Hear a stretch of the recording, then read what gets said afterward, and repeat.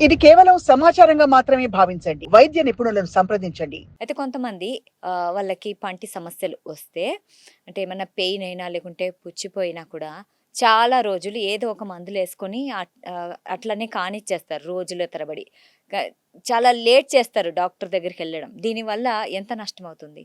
అంటే first thing ఏందంటే అండి, మనకి పళ్ళు గాని, సపోజ్ ఒక పంటి మీద ఒక చిన్న నల్లగా ఒక మచ్చలాగా కనపడిందండి.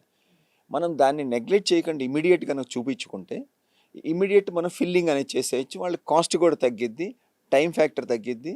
ప్లస్ వాళ్ళకేంటంటే కంఫర్ట్ కూడా ఎక్కువుంటది.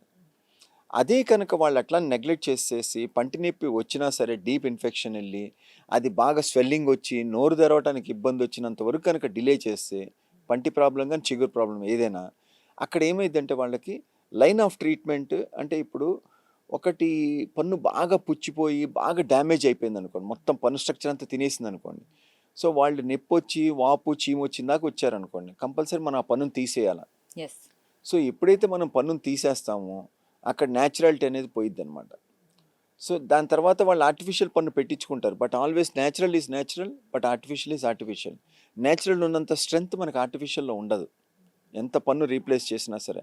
అంటే మనం బ్రిడ్జ్ లాగా పన్ను పెట్టినా లేకపోతే మనము అక్కడ ఇంప్లాంట్ అనేది పెట్టినా ఏ రూపంలో పెట్టినా సరే, బట్ అది న్యాచురల్ అంత ఇది రాదనమాట.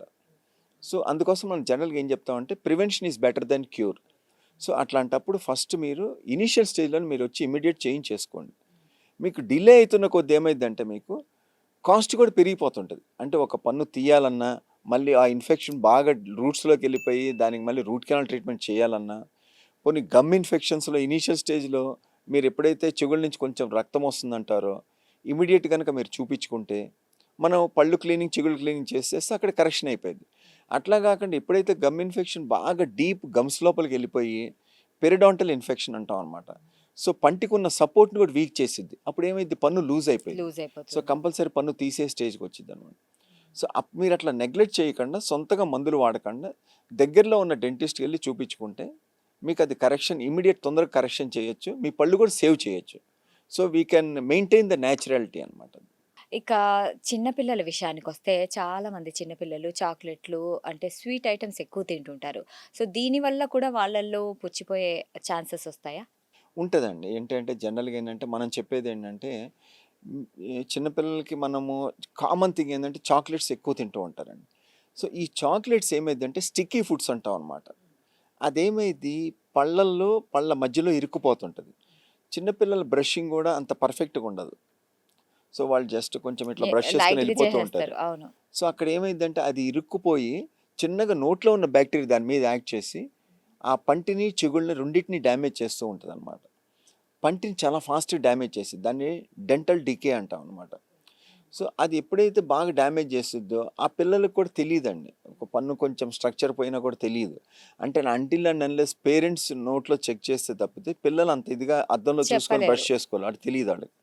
ఎప్పుడైతే ఆ ఇన్ఫెక్షన్ రూట్స్ దాకా వెళ్ళిపోయి నొప్పి వస్తుందో అప్పుడు వాళ్ళ పేరెంట్స్ చెప్తారు నాకు పంటి నొప్పి పెయిన్ ఉంది వస్తుందని. అని. ఆ! అప్పుడు డాక్టర్ దగ్గరికి వచ్చేసరికి ఆల్రెడీ చాలా డిలే అయిపోయినట్టు అనమాట. సో జనరల్గా ఏంటంటే అందుకే మనం ఏం చెప్తామంటే సరే చాక్లెట్స్ తింటే తినివ్వండి, కానీ బ్రషింగ్ అనేది చేపించండి. మోస్ట్ ఇంపార్టెంట్ మార్నింగ్ నైట్ 2 సార్లు మంచిగా బ్రషింగ్ చేసుకుంటే ఏం తిన్నా బాగా గార్గిల్ చేసి పుక్కిలించి ఊసేయాలన్నమాట. ఈ 2 మెయింటైన్ చేసుకుంటే మనకి ఆ పళ్ళు పుచ్చిపోవటం చిగుళ్ళ వ్యాధి అనేది మనం తగ్గించవచ్చు అనమాట. రైట్. అంటే చిన్న పిల్లలు స్వీట్స్ తినొచ్చు, చాక్లెట్స్ తినొచ్చు. కానీ బ్రషింగ్ అనేది ఇంపార్టెంట్. చాలా ఇంపార్టెంట్. ఓకే. అయితే కొంతమంది పాల పళ్ళుంటాయి చిన్న పిల్లల్లో. సరే వాళ్ళకి పాల పళ్ళున్నాయి, పుచ్చిపోతే పుచ్చిపోయాయి కానీ తర్వాత అవి ఎలాగో రాలిపోతాయని పేరెంట్స్ నెగ్లెక్ట్ చేస్తూ ఉంటారు. ఇది ఎంతవరకు కరెక్ట్ అంటారు? అంటే ఇప్పుడు పాల పళ్ళని కూడా మనం ఎప్పుడు నెగ్లెక్ట్ చేయకూడదండి. పాల పళ్ళు కూడా చాలా ఇంపార్టెంట్. యాక్చువల్‌గా మనకి 13 ఇయర్స్ ఏజ్ వరకు పాల పళ్ళు ఉంటాయండి. 13 ఇయర్స్‌కి లాస్ట్ పాల పన్ను ఊడిపోయిద్దనమాట. సో పాల పళ్ళు కిందనే మనకి పర్మనెంట్ పళ్ళు వస్తుంటాయి. ఎప్పుడైతే మనం పాల పళ్ళు నెగ్లెక్ట్ చేస్తామో అంటే పుచ్చిపోయినా సరే అది ఇన్ఫెక్షన్ అట్లా వెళ్ళిపోతున్నా కదా పాల పళ్ళే కదా అని వదిలేయకూడదండి. దానికి కూడా ఇమ్మీడియేట్ మనం ట్రీట్మెంట్ చేసి అవసరమైతే ఏమన్నా ఎక్కువ పుచ్చిపోతే దానికి రూట్ కెనాల్ ట్రీట్మెంట్ అనేది చేసి అప్పుడు మనము దాన్ని కూడా కాపాడుకోవాలా. తర్వాత కరెక్ట్‌గా మనకి 13 ఇయర్స్‌కి లాస్ట్ పాల పళ్ళన్నీ ఊడిపోతాయి, పర్మనెంట్ పళ్ళన్నీ నోట్లో ఉంటాయన్నమాట. సో దానివల్ల ఏమైద్దంటే మనకి పర్మనెంట్ పన్ను అనేది ఎఫెక్ట్ కాకుండా ఉంటది. మనం పాల పళ్ళని నెగ్లెక్ట్ చేస్తే ఆ పన్ను పుచ్చిపోయి అది అట్లానే రిటైన్ అయిపోయిందనుకోండి, అప్పుడు పర్మనెంట్ పన్ను ఇంకో డైరెక్షన్లో వస్తుంది, పక్కనే వేరే డైరెక్షన్లో వస్తుంటుంది అన్నమాట, కొంచెం లోనకి కానీ బయటికి కానీ. అప్పుడు ఏమైంది, మనం చిన్నపిల్లలు చూసినప్పుడు అదేమైంది, కొన్ని పళ్ళు ఎగుడు దిగుడుగా ఉంటుంటాయి అన్నమాట. అవును. సో అది చాలా ఇంపార్టెంట్. రెగ్యులర్గా పళ్ళు చెకింగ్ కూడా చిన్నపిల్లలకి చేపిస్తూ ఉండాలండి. సో అందుకోసం మనం ఏం చెప్తామంటే జనరల్గా every 6 months or maximum 1 year చిన్న పిల్లల కాడి నుంచి పెద్ద ఏజ్ వాళ్ళ వరకు అందరు రెగ్యులర్ చెకప్ అనేది వెరీ సో ఇంపార్టెంట్. నేను అదే అడగబోతున్నాను. సో అవునండి. ఎంత కాలానికి ఒకసారి డాక్టర్ని విజిట్ చేయాలి? 6 months అండి, మ్యాక్సిమం ఈజ్ 1 year. అంటే జనరల్గా వేరే కంట్రీస్లో ఏంటంటే వాళ్ళకి ఇన్సూరెన్స్ అన్నీ ఉంటాయి కాబట్టి దే గో రెగ్యులర్లీ. మన దగ్గర ఏంటంటే పంటి నొప్పి వస్తేనే వస్తారు, లేకపోతే నెగ్లెక్ట్ చేస్తుంటారు అనమాట. ఈవెన్ మనకి ఇనీషియల్ స్టేజ్లో కూడా పళ్ళు క్లీన్ చేయడానికి కూడా మనకి ఏంటంటే రెగ్యులర్ చెకప్ అయితే క్లీనింగ్ చేసేస్తే వాళ్ళకి ఆరోగ్యంగా హెల్తీగా ఉండొచ్చు అనమాట. So every 6 months to 1 year is very important for regular checkup from birth to any age, అందరికి ఇంపార్టెంట్ అది. అయితే సరే, ఇప్పుడు కొంతమందికి మీరు అన్నట్లు పంటి మీద పన్ను ఉంటుంది, ఎగుడు దిగుడుగా కూడా ఉంటుంది. ఒకవేళ అలా ఉంటే ఏం చేయాలంటారు? అంటే ఒక్కోసారి మనము 8 years 9 years పిల్లలు చూసినప్పుడు పళ్ళు ఎగుడు దిగుడుగా ఉంటాయండి. దాన్ని మనం అగ్లీ డక్లింగ్ స్టేజ్ అంటాం అనమాట. అంటే అది కామన్. దాని గురించి కొంతమంది మా పిల్లలకి ఏమైనా ప్రాబ్లమా ఏమైనా ఇబ్బంది కాదండి. అదేంటంటే పాల పళ్ళు ఉంటాయి, పర్మనెంట్ పళ్ళు ఉంటాయి. ఒక్కోసారి పాల పళ్ళు కనుక టైంకి ఊడిపోకపోతే పర్మనెంట్ పళ్ళు కొంచెం వేరే డైరెక్షన్లో వస్తాయి అన్నమాట. అవును. అప్పుడు ఏంటంటే మనకి ఎగుడు దిగుడులా కనపడుతూ ఉంటుంది. సో అప్పుడు ఇమీడియట్ దగ్గరలో ఉన్న కానీ డెంటిస్ట్ దగ్గరికి వెళ్తే వాళ్ళు ఏం చేస్తారు, కరెక్ట్గా ఊడిపోవాల్సిన పాల పన్ను ఆ టైంకి ఊడకపోతే దాన్ని తీసేస్తారనమాట. తీసేస్తే స్లోగా పర్మనెంట్ పన్ను మళ్ళీ సెట్ అవుతుంది. ఒరిజినల్ డైరెక్షన్కి వచ్చే అవకాశం ఉంటుంది. ఒకవేళ అట్లా రాలేదు అనుకోండి, then what we advise is ఒక 13 yearsకి పాల పళ్ళని ఊడిపోయినప్పుడు మళ్ళీ మనం క్లిప్స్ అనేది వేస్తాం అనమాట. ఇప్పుడు మన అలైనర్స్ కానీ ఆర్థోడాంటిక్ ట్రీట్మెంట్ క్లిప్స్ కానీ ఏదైనా సరే.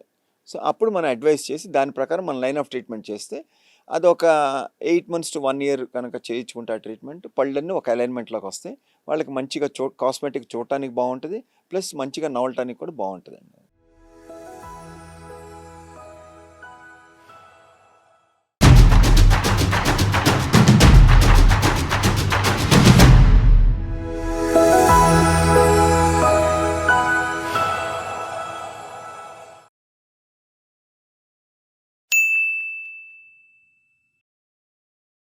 సాక్షి టీవీ ప్రసారాలను నిలిపివేయటం చట్టరీత్యా నేరం.